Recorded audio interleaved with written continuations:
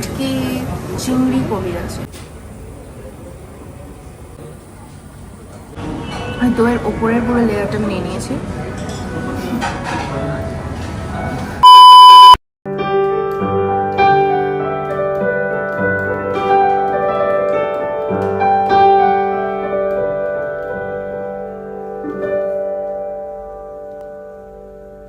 সামনে আসছে পয়লা বৈশাখ, আর পয়লা বৈশাখের আরও একটা ভিডিও নিয়ে, একটা বাঙালি রেস্টুরেন্টের ভিডিও নিয়ে আজকে চলে এলাম। তো এখন আছি আমরা সল্টলেকে, সল্টলেক সেক্টর 1 বিধাননগর। আর এটা হচ্ছে 6 বালিগঞ্জ প্লেস। আমি তো বহুবার 6 বালিগঞ্জে গেছি, মানে যারা আমার ভিডিও দেখে তারা জানে আমি কতটা ভালোবাসি এখানকার বুফে, এখানকার খাবার। তো আজকেও সেই জন্যই আরও এলাম। ওদের একটা মেনু লঞ্চ করেছে যেটা শুধু পয়লা বৈশাখেই থাকবে, 15 তারিখ। তো সেটা আমি তোমাদেরকে ভিডিওতে দেখিয়ে দিচ্ছি যে ওদের মেনুতে কী কী আছে। তবে আজকে আমি হয়তো সব কিছু আইটেম তার মধ্যে আজকে থাকছে না, কিছু কিছু থাকছে।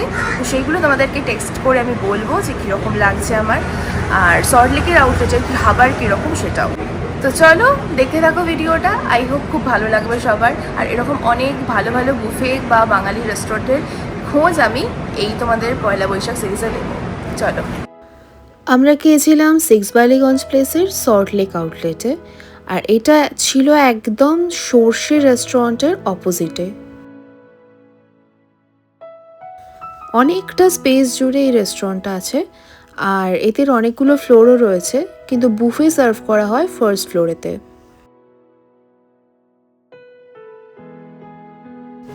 পুরনো নর্থ কলকাতার বাড়ির আদলে বানানো এই পুরো রেস্টুরেন্টটা। আর আমি মেনুটা দেখিয়ে দিয়েছি আজকে, তোমরা একটু পজ করে দেখে নিও। তো প্রথমেই ছিল শাক ভাজা, কুমড়ো ভর্তা, রাইস ছিল নর্মাল, তারপরে ছিল বাসন্তী পোলাও, মুগের ডাল, বেগুন ভাজা, আলুর দম, ধোকার ডালনা। ননভেজের মধ্যে ছিল চিংড়ি মালাইকারি, চিতল মাছের মুইঠা। একটা নতুন আইটেম সেটা হচ্ছে ভেটকি চিংড়ি কবিরাজি, ছিল আমকাসুন্দির চিকেন আর মাটন কষা।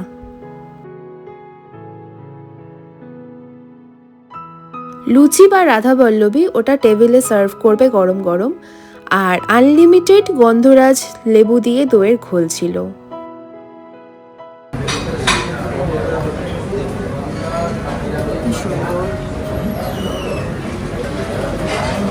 গন্ধরাজ দই, গন্ধরাজ লেবু দিয়ে দইয়ের ঘোল ভীষণ ভালো। এই ঘোল খেয়ে আমি পেট ভরাবি প্রতিবারে, নয় ঘোল নয় যে কোনো ড্রিঙ্কস নিয়ে পেট ভরিয়ে দিই। দিয়ে দিয়েছিল আমাদের রাধাবল্লভী, আর তার সাথে আমি নিয়ে নিয়েছিলাম কবিরাজিটা, মানে যেটা ভেটকি চিংড়ি কবিরাজি, তার সাথে আলুর দম আর বেগুন ভাজা। একদম মোটা একটা ভেটকির ফিলে, আর তার মাঝে চিংড়ি স্টাফিং। ভেটকি চিংড়ি কবিরাজি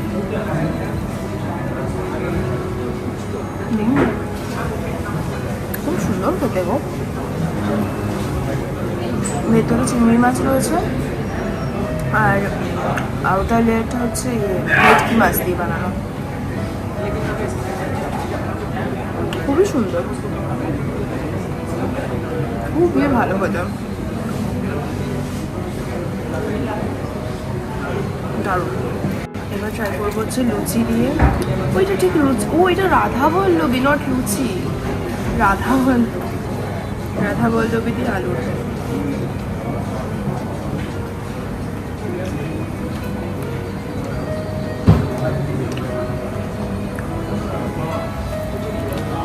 কি বলবো, ওদের খাবার সবসময় ভালো হয়, কিছু বলার নেই, ভীষণ সুন্দর। ব্যাপারটা তো মনে হচ্ছে খুব ভালো হবে।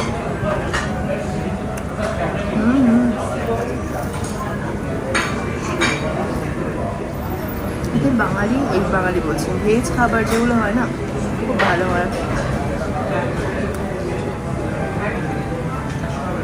খুব সুন্দর। এরপরে মেন কোর্সে নিয়ে নিয়েছিলাম চিংড়ির মালাইকারি, চিতল মাছের মুইঠা আর আমকাসুন্দি চিকেন। চিংড়িটা ভীষণ ফ্রেশ ছিল, আর মালাইকারিটার টেস্টও খুব সুন্দর ছিল। ন্যাচারালি সবাই ভাত দিয়েই খেয়ে থাকে মালাইকারি, কিন্তু আমার আবার একটু পোলাও দিয়ে বেশি ভালো লাগে। আর এটা হচ্ছে চিতল মাছের মুইঠা। চিংড়ি মাছের মালাইকারিটা তো খেয়ে দেখি। মালাইকারির টেস্টটা ভালো, মিষ্টি মিষ্টি যেরকম হয় সেরকম ভালোই। তবে আমার এখান থেকে একটা বেটার লাগে, যাই হোক এবার ভালো খারাপ না। আচ্ছা, মুইঠাটা আমি খেয়ে একটু বলি। চিতল মাছের মুইঠা, যেটা আমি খাই না, শুধু তোমাদের দেখানোর জন্য খাচ্ছি।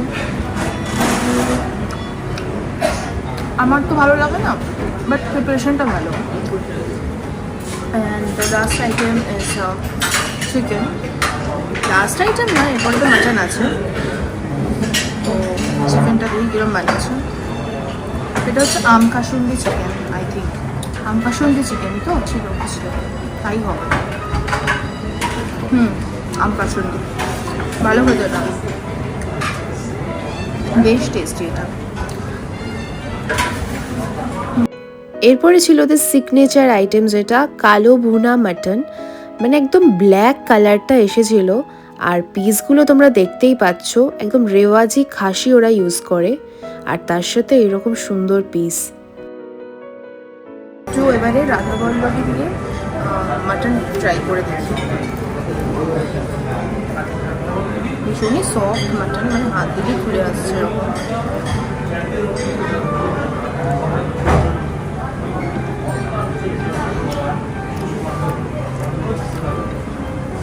কি যে ভালো বানিয়েছে,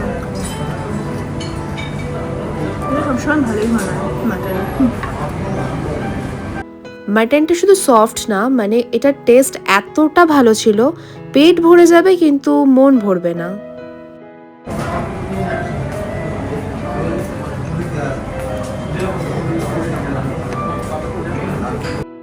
শেষে চলে এলাম আমরা ডেজার্ট সেকশনে, যেখানে চাটনি, পাঁপড়, রসগোল্লা, মিষ্টি দই, আর তার সাথে ছিল এই ছানার মালপোয়া। ছানার মালপোয়াগুলো এত সফট ছিল, আর তার সাথে মিষ্টি দইটা অপূর্ব। ডেজার্ট নিয়ে চলে এসেছি। ডেজার্টটা হচ্ছে মিষ্টি দই, ছানার মালপোয়া আর রসগোল্লা। চলো টেস্ট করে দেখি। এটা হোমমেড দই, এটা আর দইয়ের ওপরের পুরো লেয়ারটা আমি নিয়ে নিয়েছি।